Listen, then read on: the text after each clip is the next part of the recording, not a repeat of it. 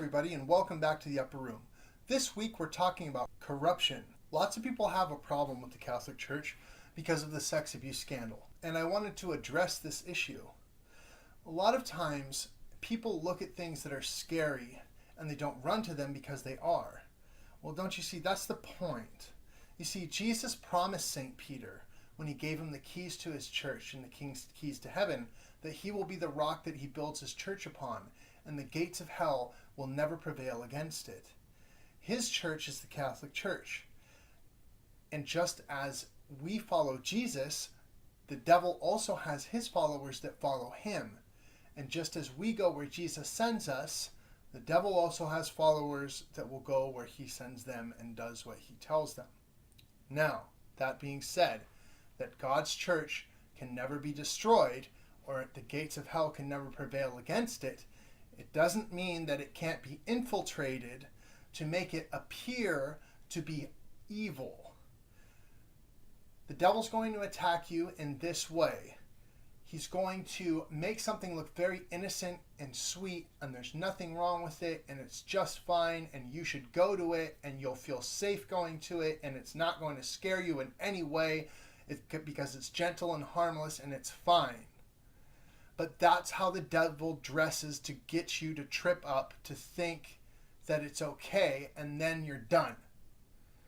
Look at Eve. It was just a piece of fruit, and it caused the whole downfall of mankind. What he will do, though, is he will make something that he'll make something very holy appear to be evil, especially something that is going to save souls, that has the most amount of grace from God, and has the most power here on earth to protect you from him. He'll make that look evil and wicked so people don't run to it. Now, the Protestant Reformation was not something from God. We know this because every time the devil has attacked throughout history, he has scattered God's people. All the way since back before time even began with the angels, he took 200 angels with him, scattering God's children then, scattering God's children, Adam and Eve, from God when he made them eat the fruit. He continued this path of scattering all throughout history. And the Protestant Reformation did not gather God's people as Jesus came and gathered the tribes of Israel back to be one and whole. It scattered them. So we know that it was a tactic of the devil. We know because it scattered God's people. It didn't gather them back into his house that he built, the Catholic Church. We know that the body of Christ is all of us. We are its body. But in the body of Christ, we also have vital organs, some parts of the body that are more vital for the body to survive than others. Therefore, we will have different parts of the body of Christ that will have different purposes and will have other types of special gifts to help the rest of the body.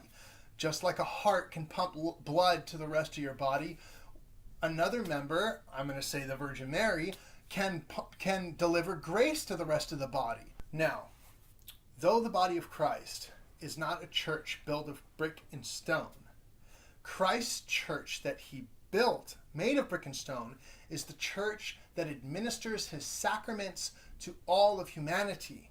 Therefore, Christ's church is holy, regardless of the holiness of some of its members. How do we know this? Well, we know this because of the story in the Bible where Jesus went into the Jewish temple, and there were money changers in there, and there were people selling goats and other types of livestock to be sacrificed on the altar, to be sacrificed to Yahweh. And they were within the temple walls, and they were doing this swindling business. And the high priests were there, and the Pharisees were there, and they were allowing all this to go on because of their, desire for money and making money. And they were in charge of the temple, so they just thought, hey, let me let these guys in here. They make this money. Yeah, is it sinful? Was it a wicked act? Yep, they definitely were. They were inside the temple walls, and they were doing things that were not right, and they were not holy. This made Jesus upset. Jesus grabbed some cords, and he made a whip out of it, and he chased them all out of the temple and cleansed the temple. This is the same temple that these same people were in that are a part of. Wicked people were a part of the temple. Corruption was going on in the temple. And good people are also a part of the temple. Jesus went to the temple. His disciples went with Jesus. So you have good and bad people both going to the temple. But what did Jesus say after he chased them out of the temple? He said, my Father's house is a house of prayer. So it didn't matter that stuff was going on in there. Were there unrighteous people in there? Yep. Were there holy people that can go there? Yep. Did it appear that the temple was corrupted and was not as holy as it looked from the outside? Yep. But Jesus still called it his Father's house. Just like Christ's church, the Catholic Church, despite its corruption, is still his house.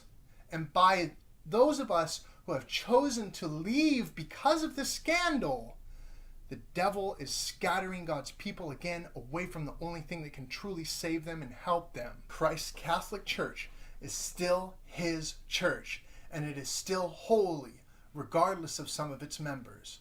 Remember all the times when Christ came and helped you and saved you from all the things that you were going through in your life when you were full of sin. Well, now his temple is in the process of being cleansed because the corruption has been brought to light. Don't be part of the problem and leave God abandoning him in his house. Pick up some cords, make a whip out of it, and let's help him cleanse it. I'm Jared.